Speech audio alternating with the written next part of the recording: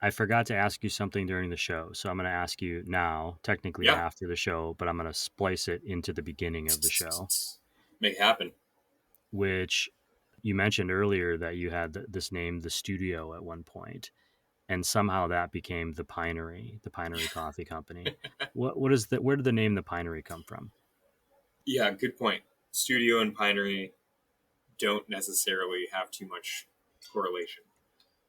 So the Pinery specifically came from this whole region used to be a gigantic pine forest, and so it really speaks to some of the more recent history of the area, where some of the industries that we still see, like paper mills and logging, have sprouted up around the area just because of its really dense natural resources. So a lot of the way that we've decorated the pinery, the bags that we're working with Roaster, thank you Roaster, that we're designing have like photos of pine forests in Wisconsin, because that's kind of the history of the surrounding area, or the more immediate history of the surrounding area is big pine forests, which allowed for a lot of industry, which is why a lot of people ended up here. Nice shout out there. I hope the bags look great. They're going to be awesome. Roaster Coffee Packaging, found online at roaster.com, has printed great-looking bags for a host of your favorite coffee companies. From small roasters to international distributors, they trust Roaster to produce their coffee packaging. But Roaster's mission, their ethos, is to help their customers tell the big stories of their small businesses. That includes those of you roasting coffee at home. If you're a home roaster wanting to share your coffee with friends, family, and your coffee community, Roaster wants to help support you too. Use the design templates on roaster.com to envision your coffee in a sleek coffee bag, classic tin can, or put your own artwork and logo on a sticker or label. You can click into Roaster's Design Lab to access bag designs already, ready for you. Roaster has tipped the scales to favor home roasters, solo entrepreneurs, and small businesses by using digital printing, which enables faster turnaround times and smaller print runs. In short, Roaster can help you, and on roaster.com, you can start with a quote and end with the perfect coffee bag to share your story. Hey there, a special shout out to all of you who support this Coffee People podcast by buying us a cup of coffee, reading the newsletter, and listening to the show. Thank you.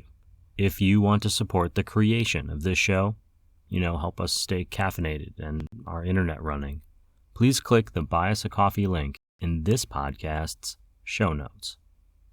Now, on to the show. Yeah, this is the old beer can bike. When I was out in Washington State, I was like, "Oh, I'm just a mountain biker. I'm gonna go hard." Then I had like a dumb crash, and I got freaked about the whole sport.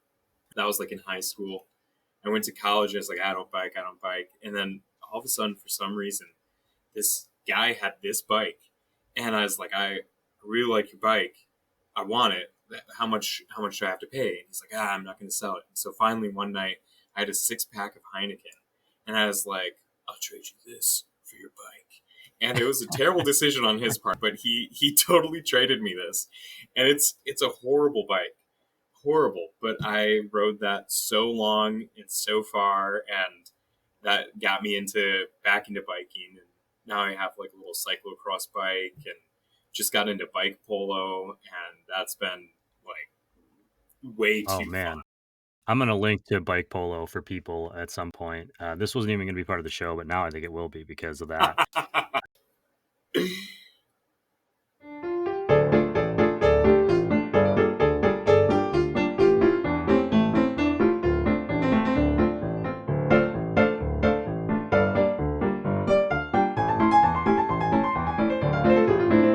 Hey, good morning, everyone. Welcome to Season 11, Episode 7 of the Coffee People podcast, which is part of the Roast West Coast Coffee Network.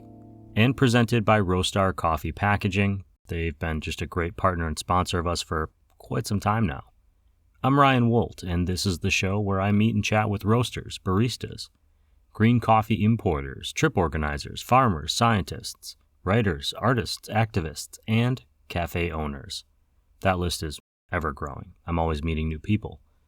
Today, I'm chatting with Nolan Baker. He's the co-founder and roaster at the Pinery Coffee Company in Wausau, Wisconsin.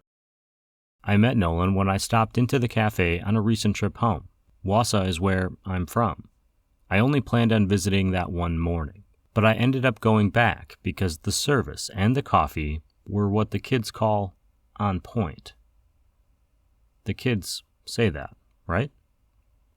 While you're listening to the podcast today, be sure to check out thepinerycoffeeco.com and at the Pinery Coffee Co. on social media. You'll find the links in this podcast's show notes wherever you're listening or in our newsletter, which you can sign up for, and I'll email you the show every Wednesday at coffeepeoplepodcast.com. Speaking of coffee, do you have a full mug in front of you? Perhaps you're getting crazy with some milk foam and a cappuccino or a latte. Me, I'm drinking an AeroPressed anaerobic honey-processed coffee from Costa Rica. Thanks to Brian from Mill City Roasters and Relative Coffee for sharing. The tasting notes are marmalade, fresh cherry, and Arnold Palmer. And I can say with an enthusiastic exuberance that the cherry flavor is on point. See what I did there? I brought it back around because I'm cool like that. And since you're also cool like that, I know that you've got your coffee ready to go, because it is time for another Coffee People conversation. This one with Nolan Baker, co-founder and roaster at the Pinery Coffee Company in Wausau, Wisconsin. Here we go.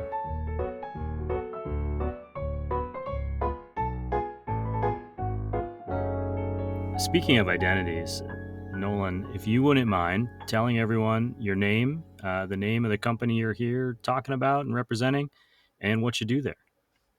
Yeah. So my name is Nolan Baker. I'm with the Pinery Coffee Company, but a lot of times we just shorten it down to the Pinery. And I'm a co-owner, barista, head janitor, roaster, all the things. All the things. Sounds like an entrepreneur to me. Anyone who's listened to this show for a while knows that I'm from Wisconsin. I'm actually from Wausau, the town where Nolan's roastery is. It's my hometown. It's where our biggest sponsor, Roaster, is from. Great company. And I was home visiting family, and I went to this new place in town. I just say the Pinery. And I always plan to visit as many coffee shops as I can while I'm in town. I ended up going to the Pinery 4 days in a row, I think, and just enjoying that experience. It's a place that's been a coffee shop of some name and some sort for years and years and years, and has had a lot of turnover. And now these guys have come in. They've got a lot we're going to talk about.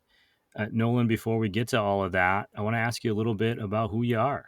I know coffee's not the only thing you do, but did you have a first experience with coffee at some point that made you think, I don't know, this is kind of interesting, totally separate from the business, but just you in your personal life? Definitely didn't grow up around coffee or around a coffee culture at all. But I can distinctly remember back in the little town that I grew up in, we would go to the grocery store. I loved the coffee smell in the coffee aisle. It was back when they would have, the tubes of coffee and the grinder right there. And you would walk down that aisle, and that was like, I was so excited to go down that aisle. And I couldn't understand why, everyone wasn't just drinking this. Probably the first time that I ever did have coffee, it was a bad experience, who could ever drink this? It doesn't smell like it tastes. Then between undergrad and grad school, my sister and brother-in-law got me this lime green French press and a bag of coffee. And thankfully, they bought me a pre-ground bag of coffee, because otherwise I would have had to use like a hammer and a rock. And I started trying to make coffee, and it never tasted like it smelled. And so I went to some shops and asked some people about it and started drinking a little bit more coffee. And during that time too, I had a little extra downtime in my life. I was in Grand Rapids, Michigan, and there's a lot of awesome coffee shops there. And so I had the opportunity to just have a little bit of an education there and fall in love with some of the coffee scene up there. And so that was kind of my foray into coffee, was frustratingly not being able to chase the smell of that grocery store aisle. A quick aside, I've actually seen past guest, good friend, supporter of the show, Chris O'Brien of Coffee Cycle Roasting, grind coffee beans on a rock with a cast iron pan at camp when we had all Okay. forgotten grinders. So it is possible. Before you become a roastery owner, co-owner with your partners, Daniel and Andrea Tyler, I want to make sure we shout them out right away. Can't do it without them. You had another career. You have another career. You still have another career. But what were you doing, in the time leading up to this experience?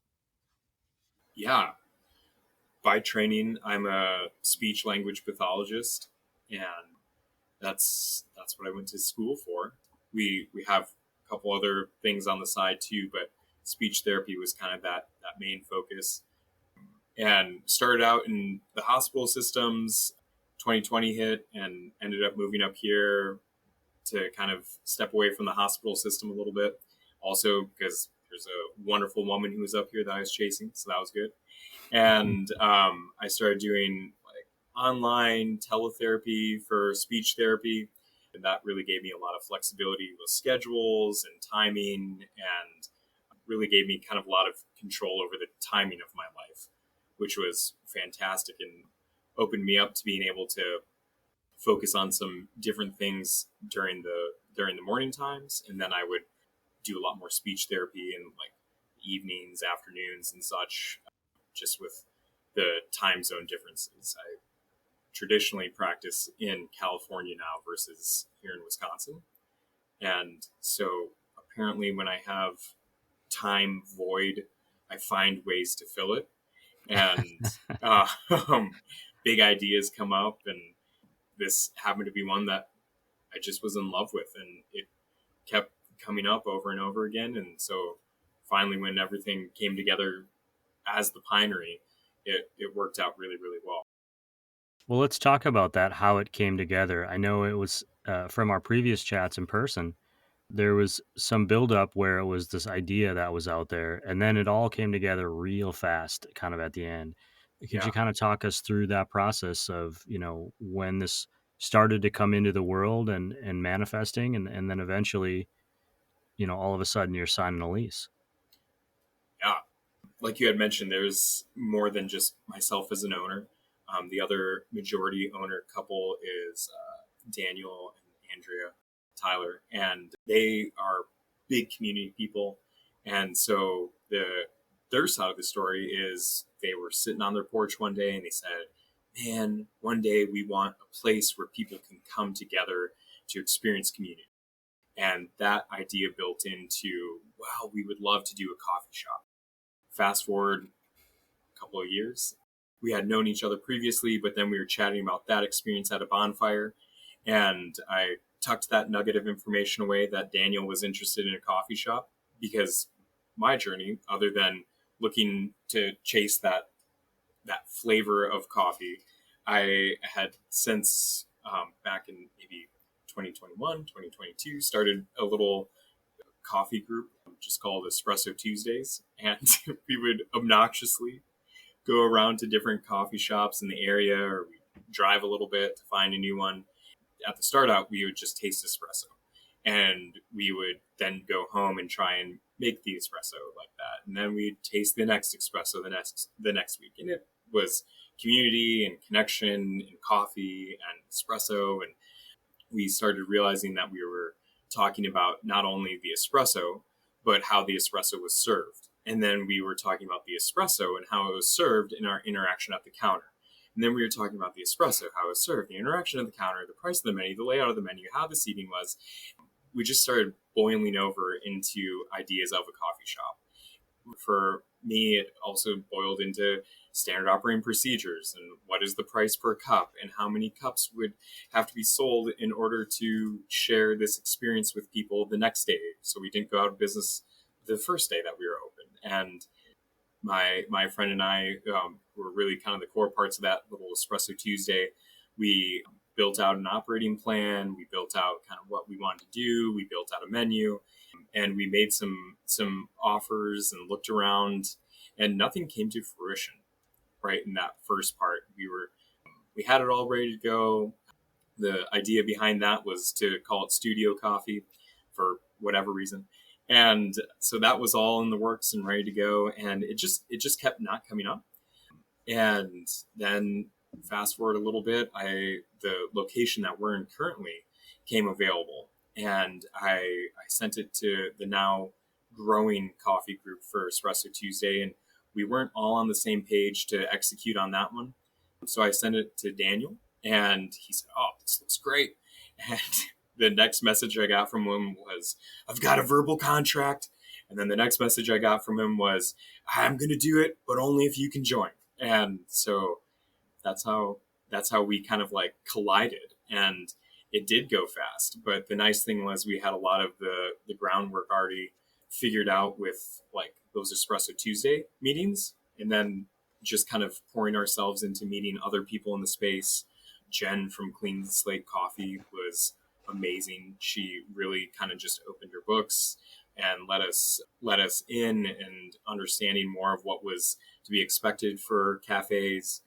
I would text her like these insanely long messages of like, "I don't know if this is going to happen. What's happening?" And she'd say, "It's all right." And just really a calming, super calming presence.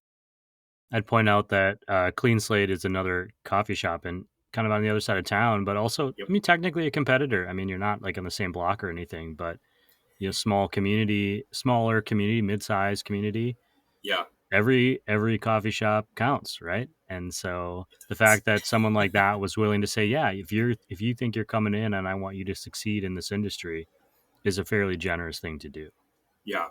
The other the other amazing person who we really interacted with was Ivan from Condor Coffee, which is a roastery out here in Wausau.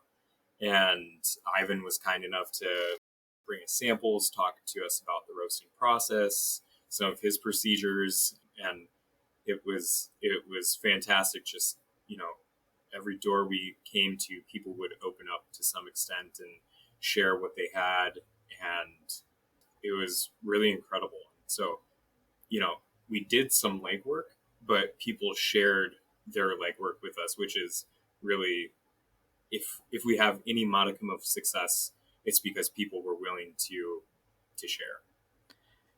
You mentioned Condor Coffee, a roastery, doing things in I believe, a more traditional way. I haven't seen them working, but a traditional roaster. You decided to add roasting to the Pinery Coffee Company instead of just starting with a coffee company and growing from there. You decided to include that as part of it, specifically using a Bellwether Series 2, I believe. Bellwether being an electric roaster that is kind of all internal, so it prevents the need for certain exhausts and other extra health codey things. Why decide to add the roasting, and how did the Bellwether get you to where you wanted it to go? I think there's like a heart side of that answer, and then there's also a logistics side of that answer.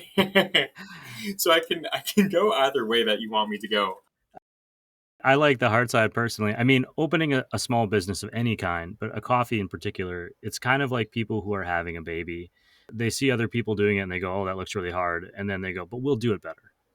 We'll do it differently. It'll be different for us." Yeah, And I yeah. think that's the same as opening a cafe. So let's go there. Why add this extra whole endeavor of roasting to the coffee concept, and where did it go from there? Yeah, the heart side of it is just being able to get back to that idea of chasing that thing that you hope to taste in the grocery store aisle when you're 5, and then having the ability to bring in stories from all around the world through different beans from different farmers from different areas.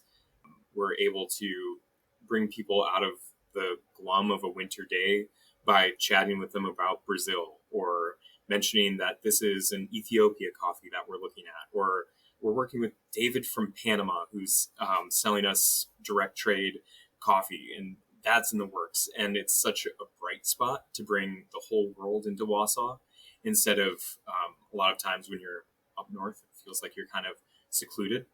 But you can get a bean in that maybe you had an idea of how it should taste, and just based on some of the notes that were suggested. And then if it doesn't pan out within that first roast, you can adjust it yourself versus having to wait for your stock to go out and selling a coffee that maybe you're not super proud of because you're aligned with a different roaster. You have all the flexibility to change that roast, to change that profile. We can be really, really flexible, and also start training in Wausau on, hey, you like coffee? Can we take you to the next level? And it's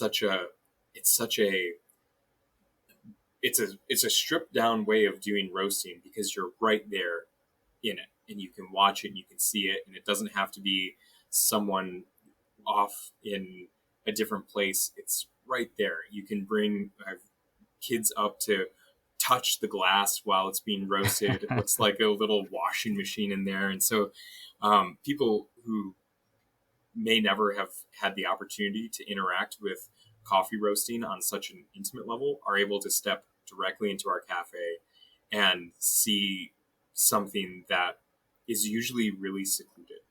So the Bellwether kind of brings in all those things: the flexibility, the story of the world, but then the ability to take out of seclusion something that is so cool and so key to the coffee industry that we just never get to experience.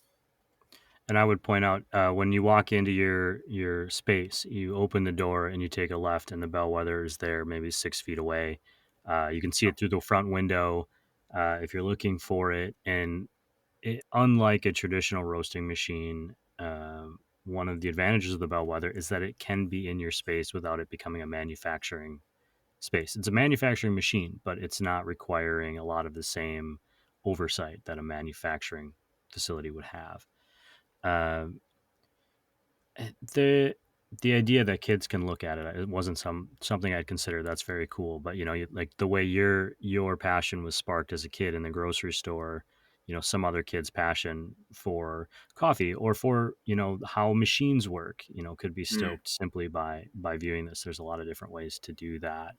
We've talked a little bit about community and how that's part of the origin story of what you're doing, and creating this welcoming space. Every month you guys do a donation to a different cause in the greater area, and it's the quote that I saw when I was reading about that was that it's based on the good that they do for the community, and your tagline is there's a little hope in every cup. What have you found, maybe how have your expectations of what would happen versus the reality of having been in business for a while now, of how the space does that for the community? What is the role of your coffee shop in the downtown of a mid-sized community in the Midwest? Yeah, I think there's a lot in that one. In that one too. That's what I do here. I ask these big questions, and then I put all the pressure on you. The little hope in every cup is such an awesome tagline. And the goal of it was just to always make sure that we were being accountable to give back to the community and to support different places that are doing good in our community. It's so often that we're just inundated with the negative, and so we want to highlight the positive. And so that one's been really fun. So that anytime that you come to the Pinery, a portion of what you're buying is going back to the cause of the month. Things that we didn't quite see coming up when we chose and committed to that was, not everyone aligns with every ideal that every non-for-profit has. And, without going into any weeds whatsoever, we will sometimes have people who choose not to come to us throughout the year because of a non-for-profit that we've chosen to give to. That was an unexpected kind of pushback, and we have given to kind of the whole range of non-for-profits, and the idea of for the good that they do in the community is really important to us. So all of our baristas are trained to, if someone asks, why did we choose this cause of the month, for the good that they're doing in the community. So that's been really surprising. Well, when you start off with the anti-puppy campaign, Nolan, I mean, people are going to get upset, right? That's just how that works. I'm a cat guy, so I mean, you got to start there. Yeah, anti-puppy campaign was a poor choice. I'm not going to lie. The beautiful thing has been kind of just raising awareness for different great organizations.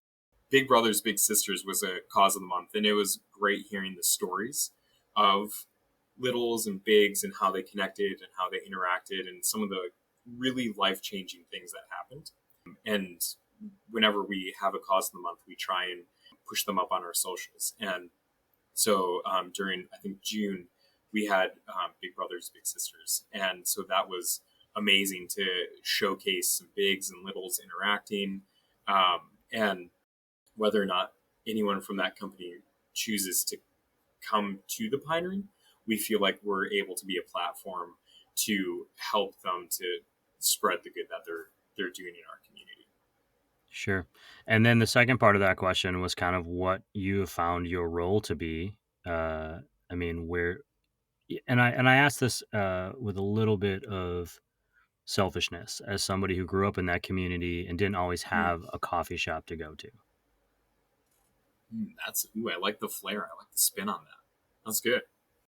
I would say, not being native to Wausau, I sometimes feel like we might not be able to give exactly what Wausau needs. And so we really rely on people letting us know like the things that they really appreciate. So it's interesting. We put our roaster in that section right to the left of our shop.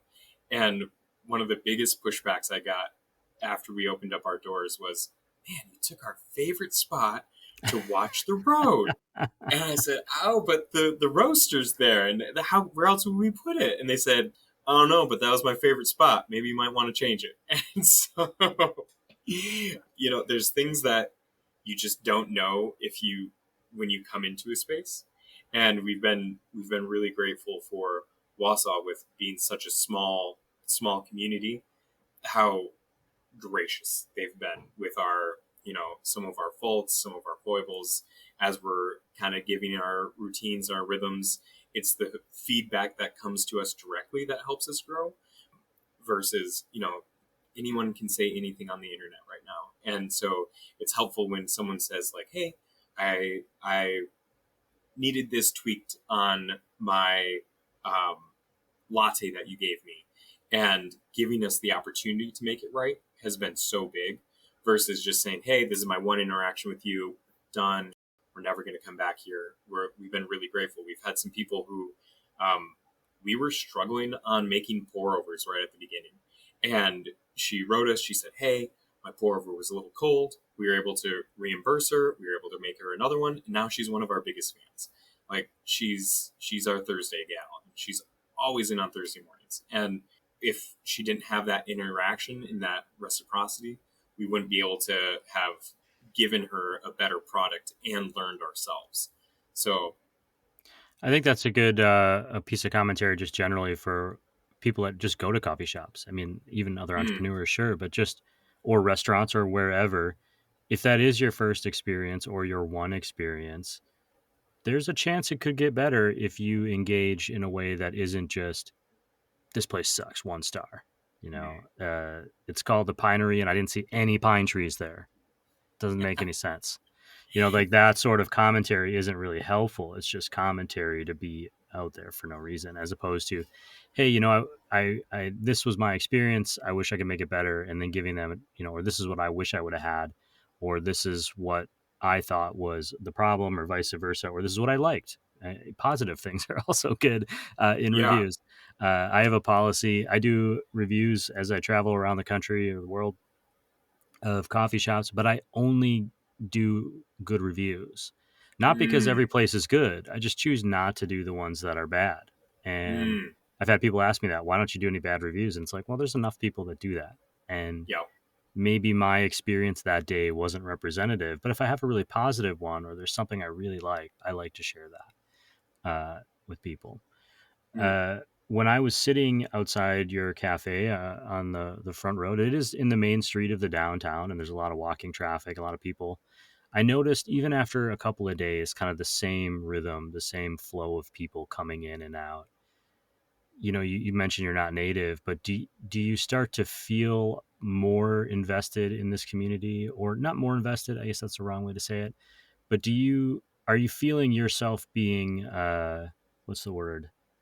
Kind of suctioned in. You're becoming one of them.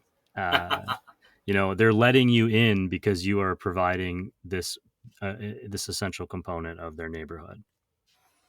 yeah, yeah. It is interesting, and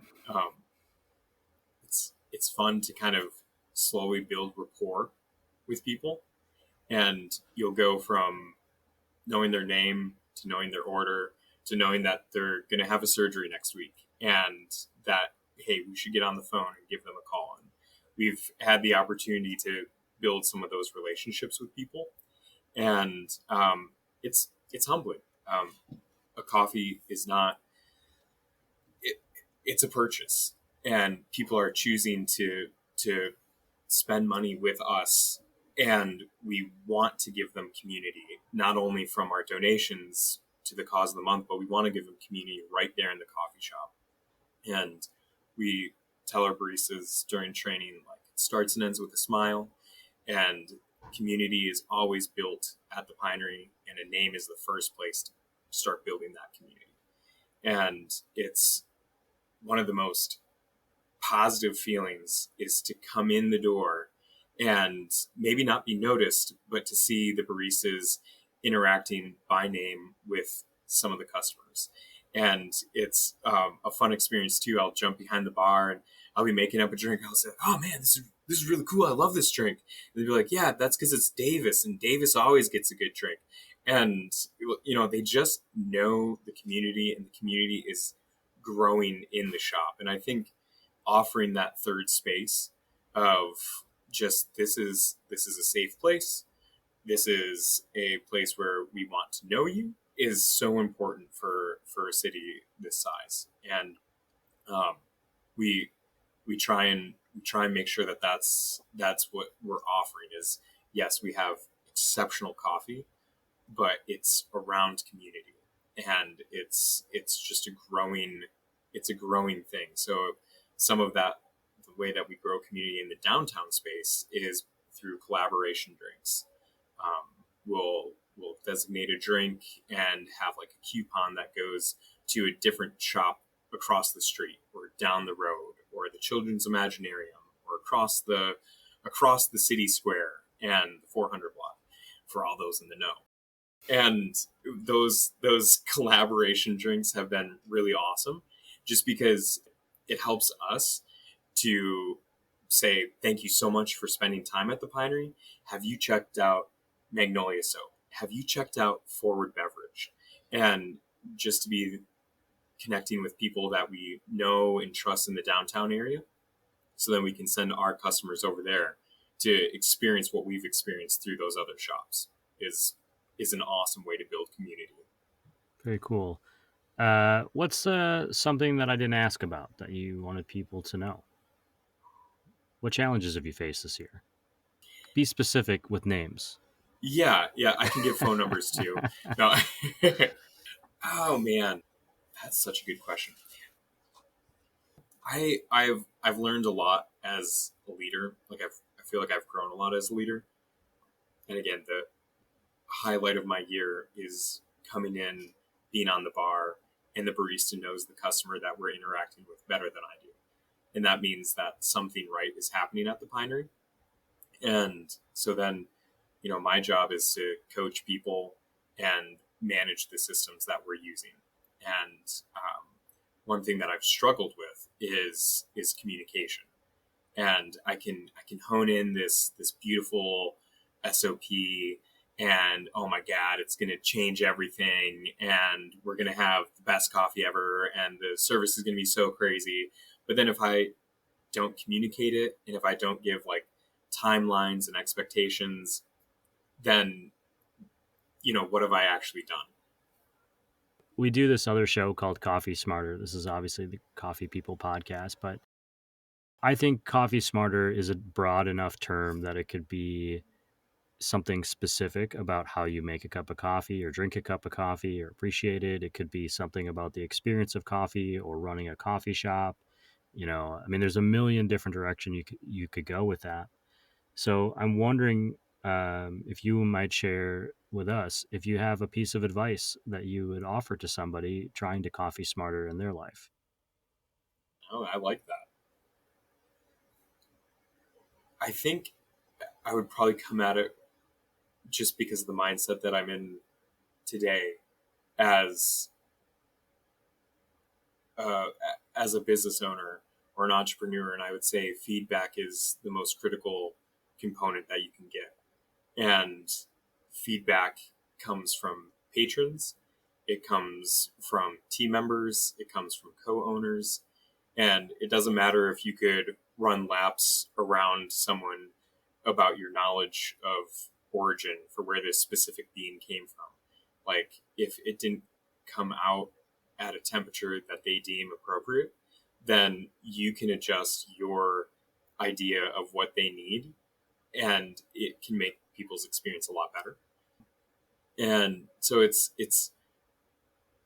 I think just listening for feedback and being willing to take it is a really big thing. And sometimes I think to being sure to discern it is really important. Like, if it's just a one-off thing, but if you see any sort of a repeat, then that's really something that you need to tweak and change as far as processes go. And so feedback is absolutely critical.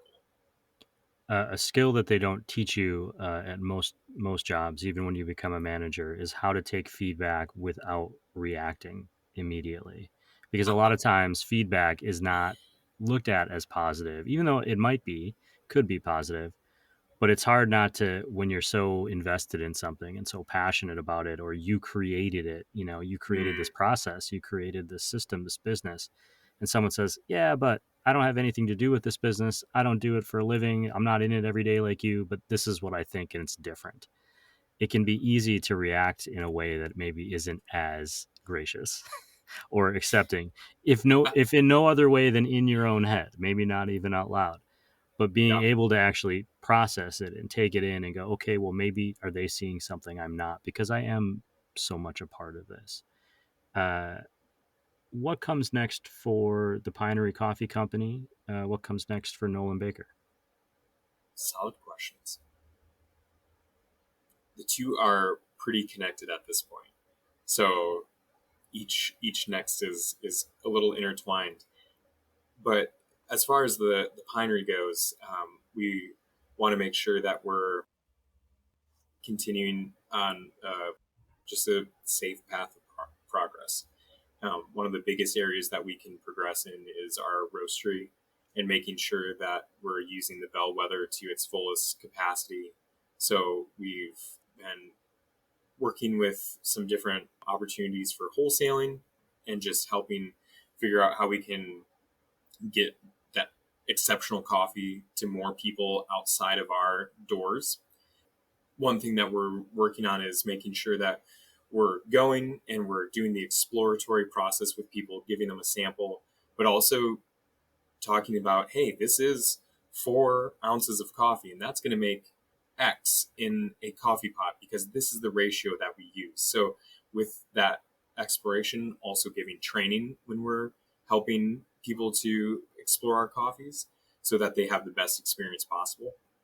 And that's a big area that I'm trying to focus on, is making sure that we're getting the word out there, but also helping to make sure that it's like the right way, because we don't want someone to have a negative experience with our product and then think that that's reflective of the Pinery in general. Sometimes it could be just because we're using a Keurig coffee reusable pod that still has your blueberry morning coffee in it, and so it tinted our Brazil negatively, and we don't want that to be the thing that you learn about the Pinery. And so we've been trying to grow that education arm on the wholesale side, and then also for the coffee shop side, we're wanting to make sure things are as smooth and efficient as possible so that we can take down any barriers that the baristas might have to interact with the customers. So the smoother, the more efficient we have things running, the more our barista is able to have a one-on-one conversation with the customer who wants to engage like that. And the smoother things are there, the less that our baristas have to worry about the processes, and the more they can focus about their own coffee education and developing new recipes and having the ability and time and cognizant abilities just to engage in coffee. We don't want to have them thinking about like, what is the process for inviting someone into our store? We just want it to be done. We want to know how to make paninis. We want to know how to make a latte, because then we can actually build and get creative and help them to like really get super jazzed about the time that they spend working at the Pinery, and can actually put in some of that thought power to their job too, versus just kind of hammering out kinks that don't need to be hammered out. When you are out exploring and you stop at someone else's coffee shop, it looks like a pretty good coffee shop, nothing to sneeze at. What are you going to order for yourself? Ooh. Oh, Ryan, this is so boring. I am, even in 40-degree below zero weather, I'm an iced Americano guy. You might be the first person to say iced Americano in 300 episodes. Oh, no. I don't think that's boring at all. It's, most people say this is so boring. I get a drip coffee, which is what I get. But iced Americano is definitely different. Nolan, I really appreciate you taking 45 minutes with me, and appreciate what you're doing in my hometown. Exciting to see a new coffee shop, a new roastery opening up. So thank you for being here, and thank you for doing that. Thank you so much for your time, and I cannot thank you enough for the time you spent at the coffee shop and just giving us feedback, and it was so cool having you there. So I appreciate it. Hey everyone, this is Ryan, the host of the Coffee Smarter and Coffee People podcasts. I drink a lot of coffee, and I'm always a wee bit dehydrated. Luckily, I keep my Hydro Flask water bottle nearby. I gotta say, I'm pretty stoked on this blue jug. Today it's water, but it also works great for coffee in the morning and champagne or a pint of beer at night. It keeps the hots hot and the colds cold. And despite the number of times I've dropped it, or even drop-kicked it, it never leaks. I don't do much affiliate marketing, but I do feel comfortable giving Hydro Flask bottles, the ones I have and the company generally, the thumbs up. There's a link to click in this show's podcast notes and a full review in our newsletter on roastwestcoast.com. Click it to buy your Hydro Flask bottle or tumbler, and you'll be helping support this show.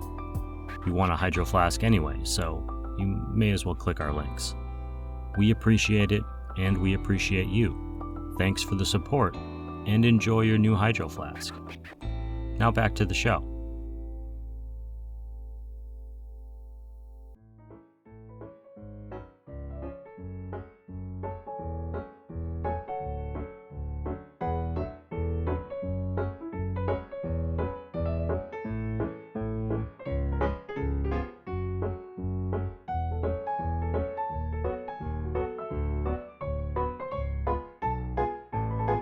So, some key takeaways from today's podcast.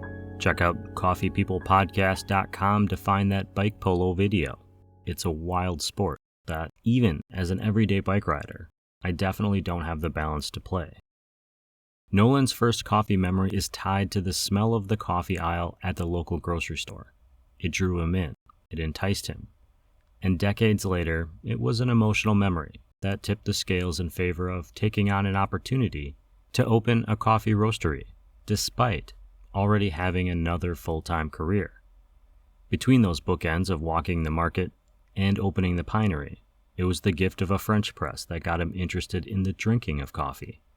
The coffee community of Grand Rapids, Michigan welcomed him in, offered up an opportunity to take the next step from drinking to learning and appreciating. He then focused his learning with Espresso Tuesdays, a meetup group where he and other aficionados would taste and discuss espresso shots from their local cafes. Eventually, that focus turned to the other aspects of coffee, including the environment they were drinking in, the hospitality experience, and the business side, the things that might impact the cost of their Tuesday morning shots. When the Pinery became a reality, other local coffee roasters and cafes opened their arms, books, and even doors to share their coffee knowledge, despite the fact that this was a new future competitor. According to Nolan, any success they achieve, they owe to those others in the industry being willing to share. In the building of the business, the team at the Pinery added the Bellwether Series 2 roasting machine, which allowed them to be more proactive in the sharing of stories and educating the community on the craft of coffee. Not to mention, it gave them a lot more control over the product going out and the timeline of how they could change the product going out. From there, it has been the relationship with the customer and the feedback on what they need, what works, what doesn't, that has been essential to the growth of the Pinery within the community of Wausau. Finally, that little hope in every cup effort continues. For September, the Pinery Coffee Company will be donating to the Neighbor's Place in Marathon County to help provide food and clothing to those in need. To close out today, I thank Nolan for taking time out to chat, not just for this podcast, but when I was sitting in front of his cafe. It was notable to me as a former restaurant runner how naturally he engaged with the customers passing us by and how he prioritized the needs of his employees over his own. It reminded me of the best parts of being part of the hospitality exchange. Again, check out thepinerycoffeecompany.com online. You can find that link, more key takeaways, other relevant links from today's podcast, and even see and hear what we're listening to with our coffee in this week's edition of the newsletter online at coffeepeoplepodcast.com. That's the name of our show, so hopefully it won't be too hard to remember. Thank you for listening, and if you're doing so on Apple or Spotify, please tap the follow button and give us all of those lovely stars. They really help others find us, although not as much as if you just tell a friend. So if you're trying to decide between the two, tell a friend. But you can do both. I mean, it's not that hard. Thank you to everyone who's been doing so. I'm always telling my coffee friends about Roastar Coffee Packaging, found online at roastar.com. They're our presenting sponsor, and they'll help you tell the big story of your small business or enable you to share that home-roasted coffee that turned out just right with your friends and family. And since they offer low minimums, quick turnarounds, and even have a design lab on roastar.com to help you, you know your package will look and feel great. They'll work with you to ensure that in a sea of competition, your package is the one that stands out. This show is also supported by some great coffee industry partners, including Zoombar Coffee and Tea, Steady State Roasting, Moster Coffee Company, Coffee Cycle Roasting, Maria Coffee, and Cape Horn Green Coffee Importers. Alden Hazuri at Crossings Coffee and the Hales brothers at Hosea Coffee Source have been big supporters, especially for our Coffee Smarter efforts. You may recognize those names since they've been frequent guests on our shows. Our full city partners include Ignite Coffee Company, Ascend Coffee Roasters, Civets Roasting Machines, Me and My Uncle Coffee, Craft 42 Roasters, and Cozy Canine Coffee. This show will be back next week with a recap of our experience judging the Hosea Coffee Roasting Competition and the day we spent at Coffee Fest LA. Not to mention we'll have another great guest. Thank you for listening, for sharing this podcast, sending us your questions, and being coffee curious. This show, the Coffee People Podcast, is part of the Roast West Coast Coffee Network. This episode has been written, produced, researched, and recorded by me, Ryan Woldt.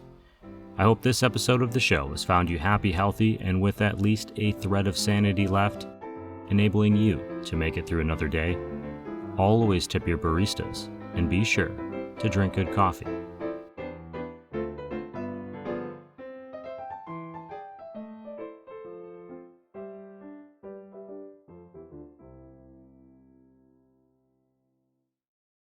Thank you for being a little bit of a guinea pig. It's this is my first interview in like 6 weeks, 7 weeks, no, 8. And Road so, tripping.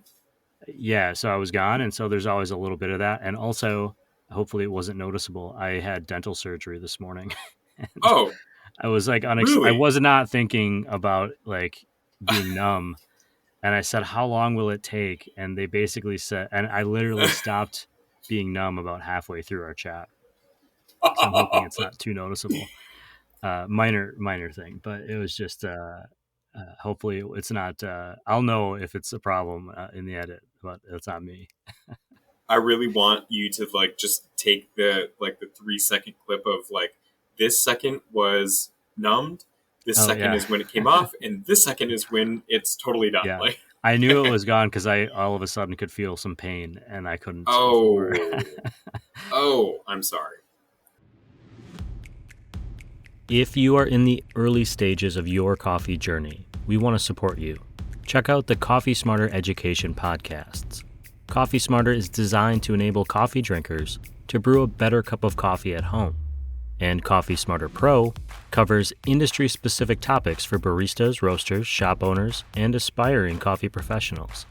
You'll find both shows on your favorite podcast platforms or on our website at coffeesmarterpodcast.com.